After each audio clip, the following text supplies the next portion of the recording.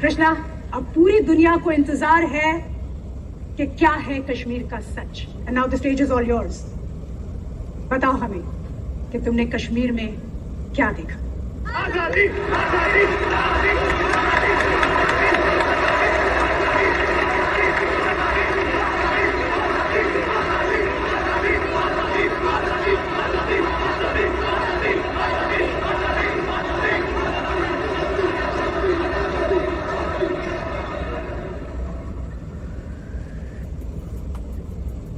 मैंने देखा एक खुला आसमान। उस आसमान के नीचे हिमालय के खूबसूरत पर्वतों से घिरी एक जन्नत है और उस जन्नत में एक ऋषि आते हैं और वहां के एक पर्वत पर बैठकर सालों तपस्या करते हैं। तपस्या यानी रिसर्च। वो रिसर्च करते हैं ताकि उस जन्नत से ज्ञान की गंगा बह सके। उन ऋषि का नाम था ऋषि कश्यप और उन्हीं के नाम पर इस जन्नत का नाम रखा गया Kashmir. Good opening, very inclusive. फिर मैंने देखा शंकराचार्य केरला से पैदल चलते हुए कश्मीर पहुंचे। केरला से कश्मीर जी, उनके पास कोई पुष्पक विमान नहीं था, सो ही लिटरली वॉक्ड। और उन्होंने हिमालय की गोद में बैठकर सालों रिसर्च किया, क्योंकि फिलॉसफी पे वो जो रिसर्च कर रहे थे वो सिर्फ जन्नत में संभव थी, यानी कश्मीर में।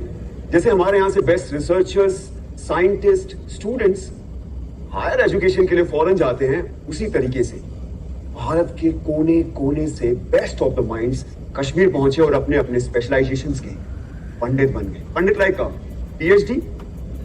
मैंने देखा अभिनव गुप्त और उत्पल देव फिलॉसफी पर रिसर्च कर रहे हैं, लोगाक्षी एस्ट्रोनॉमी पर। He was the first astronomer in the world. Charak और वाघभट आयुर्वेद पर, Sushruta medical science, Panini grammar, Vateshvara trigonometry, स्वीया hydraulic engineering, Chand Bhatt law, Kalidas और Rudrata Sanskrit literature, Bhama aesthetics, Sharangdev musicology, Vasugupta और Somananda Advaita, Kalhana history, Vishnu Sharma moral science, Panchatantra उन्होंने लिखा। मैंने देखा राजा ललितादित्य के शौर्य और पराक्रम को, मैंने सुना ललेश्वरी के वाक को। ये जो फिल्में, टीवी, थिएटर, वेब सीरीज, यानी जो कुछ भी हम नेटफ्लिक्स पे देखते हैं, ड्रामा, इस ड्रामा की साइंस यानी नाट्य शास्त्र, जिसे 5वां वेद भी कहा गया है, उसे भरत मुनि ने कश्मीर में ही लिखा। मैंने देखा धीरे धीरे इन हजारों लाखों पंडितों ने कश्मीर को असली जन्नत बना दिया। Kashmir became the seal of quality। इसीलिए ग्रीक्स ने कहा था Kashmir is the cradle of civilization. Kashmir first millennial की सिलिकॉन वैली थी। ये सब mythology, it's all lie. Bingo. Don't worry, I think this is all a buildup. ये झूठ है और मुझे भी लगता है, क्योंकि हमें तो किसी स्कूल में, कॉलेज में या फिर मेन स्ट्रीम हिस्ट्री की बुक में सब नहीं पढ़ाया गया।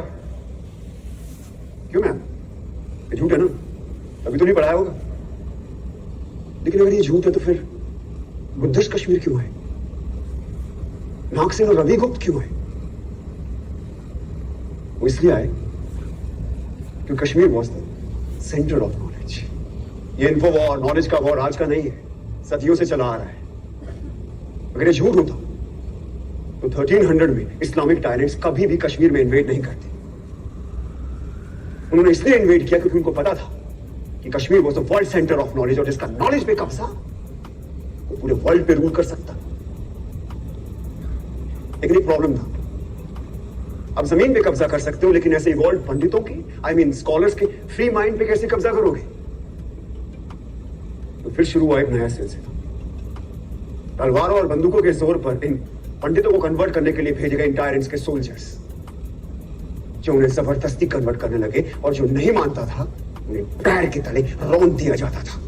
और ये लोग वो थे जो खुद परसिक्यूट होकर कश्मीर आए थे और कश्मीरियों ने इन्हें पनाह दी थी। What kind of rubbish is this? ये रबिश नहीं, बल्कि एग्जैक्ट डिस्क्रिप्शन है शमसुद्दीन मोहम्मद इराकी की बायोग्राफी तोहफतुल अहबाब में। जानते हो इराकी कौन था? हाँ?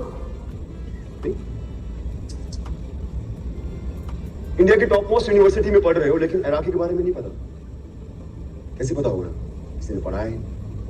हम सब हिटलर के बारे में जरूर जानते हैं।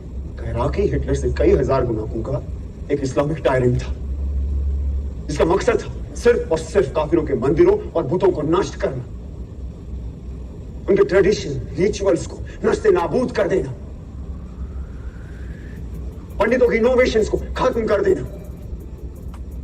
मुझे अभी किसी ने बोला नाज़ीज़ हर रोज 1000 जूस को मारते, तो मैंने तो नहीं सुना कभी कश्मीर में ऐसा कुछ हुआ हो। तो अब सुनो, इराकी और उसके पीएम मूसा रैना के कहने पर हर रोज 1500 से लेकर 2000 काफिरों को पकड़ कर लाया जाता, उनके जनेऊ काटे जाते, उनसे कलमा पढ़वाया जाता, उनका खतना यानी सर्कमस्टेशन कराया जाता और उनके मुंह में जबरदस्ती बीफ डाला जाता। और ये काम करते थे उनके सैनिक जिन्हें हम सूफी और दरवेश के नाम से जानते हैं। हिटलर ने कॉन्सेंट्रेशन कैंप्स का इस्तेमाल किया और इराकी ने कहरान और जबरान का, यानी फोर्स एंड कंपल्शन। इसका डिस्क्रिप्शन किसने किया? खुद इराकी के बेटे ने। And if you want the original manuscript, it is available in Research and Publication Department of Jammu and Kashmir State under extraction number 551. Must read.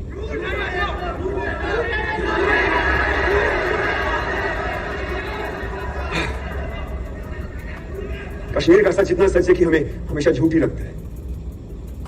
इस इंडिपेंडेंट इंडिया में, इस डेमोक्रेटिक इंडिया में, इस सेक्युलर इंडिया में उन्हें एक बार फिर तलवारों और बंदूकों के जोर पर मार काट के निकाला गया। गलत चले, गलत चले।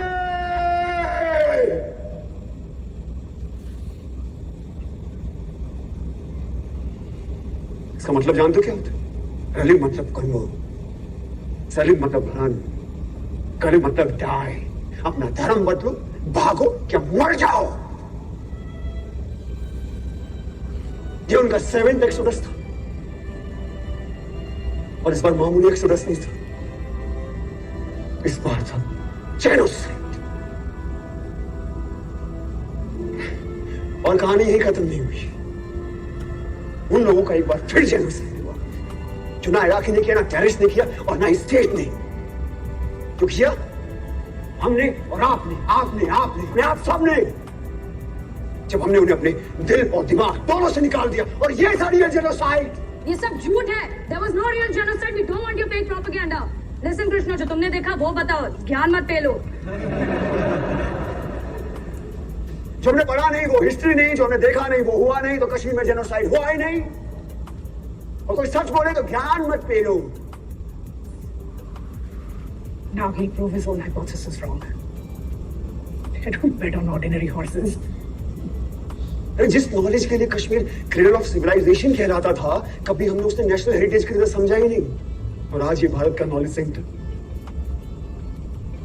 एक्सटेंड होता जा रहा है, हमें उसकी खबर भी नहीं। Shem Shem Shem. हमने मरने वालों को क्यों मार दिया? क्यों मरने वाले सिर्फ कश्मीरी थे, ना कि भारतीय? 1990 में सिर्फ कश्मीरी हिंदुओं को नहीं मारा गया, बल्कि तमाम मॉडरेट मुस्लिमों को भी मार दिया। यही नहीं, सिख, बुद्धिस्ट, क्रिश्चियन, डोगरा, गुज्जर, दलित, जिसने भी टेररिज्म के खिलाफ आवाज उठाई उन्हें मार दिया गया। यहां तक कि कश्मीर की सोल तक को मार दिया गया। थिएटर, आर्ट, म्यूजिक, लिटरेचर सब बंद कर दिए गए। 1996 में सिनेमा हॉल खुला तो वहां गोलियां चला दी, पीपल डाइड। कितने टेम्पल्स को तोड़ा गया, उनको आग लगाई गई। क्या वो सिर्फ टेम्पल्स थे? क्या वो सिर्फ बुतों का घर थे? क्या वो भारत का फाइनेस्ट आर्किटेक्चर नहीं थे?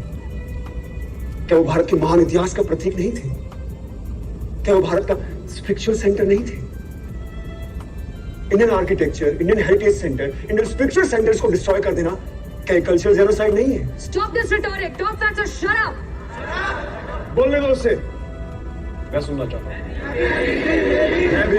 बोलो कृष्णा। बोलो कृष्णा।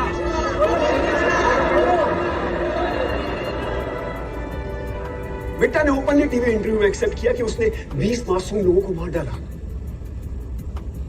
अरे जिसने दिन दहाड़े एयरफोर्स ऑफिसर्स को मार डाला उसे इंडिया के टॉप पोस्ट ऑफिस में इनवाइट किया जाता है। क्या ये एडमिनिस्ट्रेटिव जेनोसाइड नहीं है? आज जब ये फंक्शन खत्म होगा तो आप लोग कहां जाएंगे? आपके घर।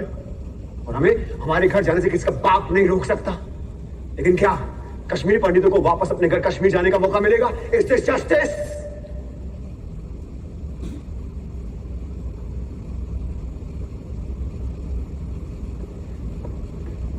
मैं तो एक स्टूडेंट हूं, सो कॉल्ड भारत का youth, the future.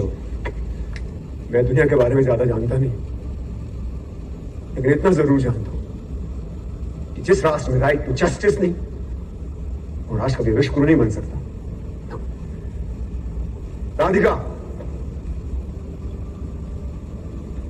Professor Radhika Menon, आपने एक बार मुझसे कहा था कि हर कहानी में एक विलन होता है।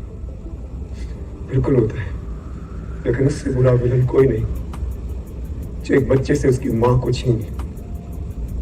कहा जाता है कि जिस जमीन से आपकी जड़ें जुड़ी होती है ना, वो जमीन आपकी मां होती है। तो हां, है कश्मीर मेरी मां। मेरी मां का नाम शारदा था, ये उसकी कहानी है। मेरे भाई का नाम शिव था, ये उसकी कहानी है। तो ये कहानी सिर्फ मेरी मां की नहीं है, आप सबकी भी मां की है।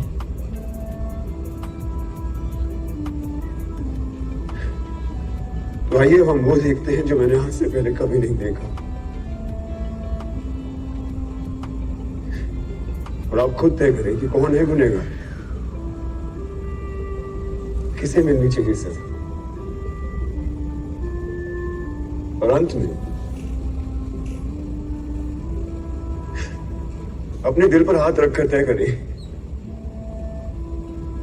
कि आप कैसे करेंगे इसका प्रायश्चित,